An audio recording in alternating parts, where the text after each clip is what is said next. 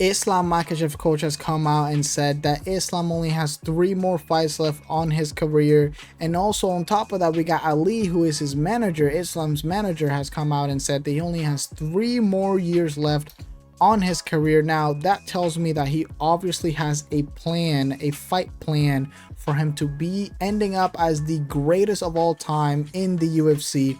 And I'm here to talk about that plan and who I think is going to be in that plan, because I feel like this plan is, I'm only going to be giving you realistic plans here. I'm not going to give you some out of this world realistic plans. I'm just going to tell you the plan that I think is the most realistic, and is basically the best possible realistic plan for him to become the GOAT by the end of his career. Now, starting off with phase 1, the first fight obviously is going to be Islam Makhachev versus Jack Della Maddalena, which I believe is a bad start, right? But the thing is, with this fight, you really can't avoid it. And when I say a bad start, I mean legacy wise.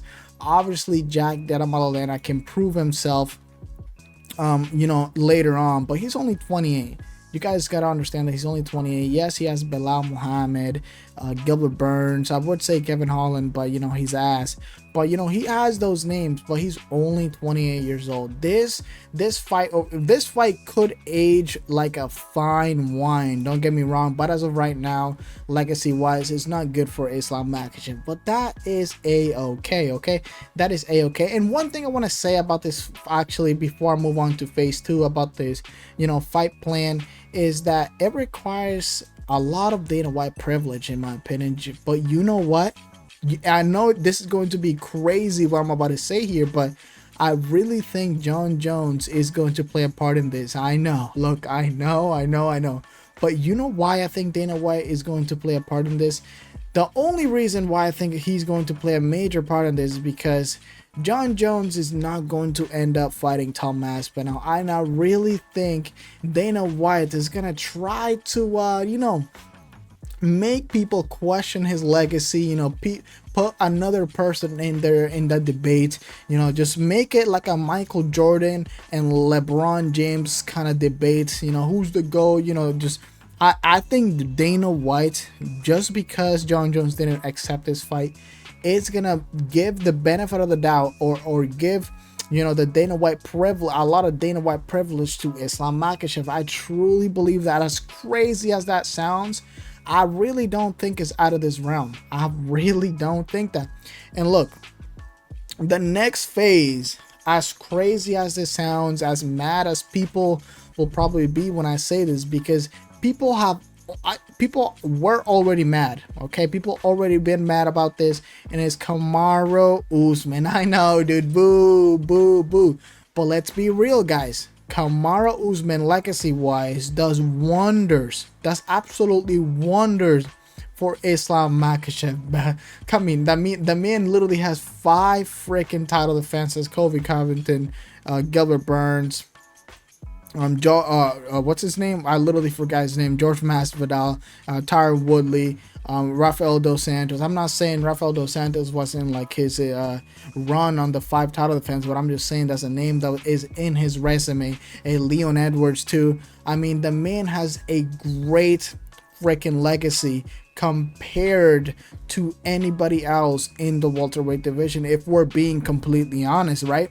So out of Sean Brady, out of a Shafkat, a Ian Machado Gary, out of a who else? I mean, they're definitely not gonna give Leon Edwards a shot at Islam Makhachev. Definitely not to Belal. So those are the people that I see in the title picture. Kamaru Usman, Sean Brady, Shafkat, Ian Gary. And out of all those people, I really think Islam Makhachev should definitely give that shot to Kamaru Usman.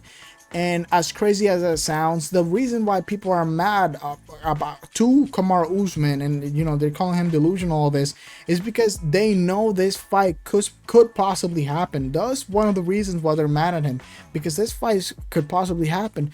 As you guys know, as recently, the UFC hasn't really been awarding people, no matter, you could have the #1 ranked welterweight right now not get a shot over the 2nd or the 3rd or the 4th or the 5th or the freaking 7th, 11th, because it's not really about your rankings anymore. It's really about your star power.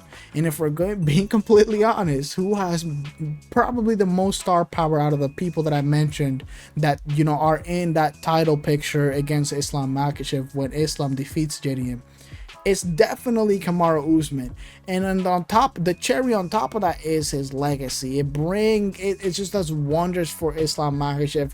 And I think Islam Makhachev's second fight will definitely be against Kamaru Usman. And now the third one, and I think the third one is, you know, the easiest one. I mean, obviously you just heard me say JDM, Kamaru Usman. He defended the belt once in welterweight. Now, what mostly people do after defending the belt, after they went up a weight class, is defend it once and then leave, right? Or retire. I think Islam Makhachev is not going to retire because there's obviously one more fight left. And guess what? He is going to be hunting down El Matador and going down back to lightweight and fighting Ilia Topuria, because obviously I think, in my opinion, he is definitely going to defeat Charles Oliveira, and he's probably going to get a shot at, or Arman Tsarukyan is going to get a shot against Ilia.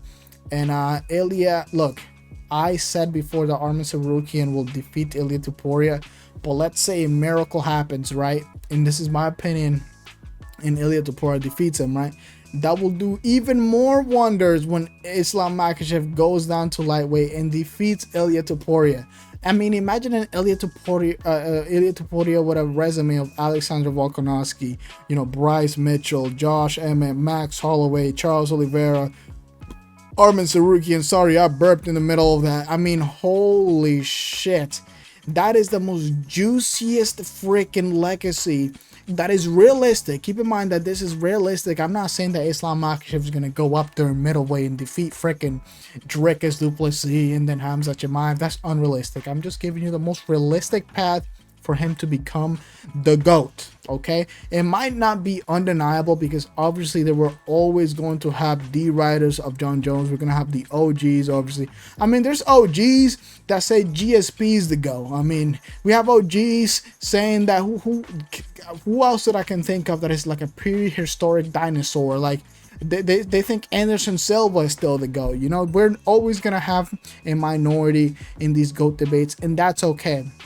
Now, what Islam Makhachev just needs to start, it's the debate about the GOAT, because that will make him always be in the debate. He will always be number one or number two. That's the only thing Islam Makhachev needs to do, and I think that's the game plan for him to be in that conversation always. But that's pretty much it for this video, boys. I think that's what's going to be Islam Makhachev's path for him to become the GOAT. Now, executing it is going to be another question, which, if you ask me, and a biased Islam Makhachev fan, obviously I'm going to say yes, that I think he can do it. Now, it is going to be very, very hard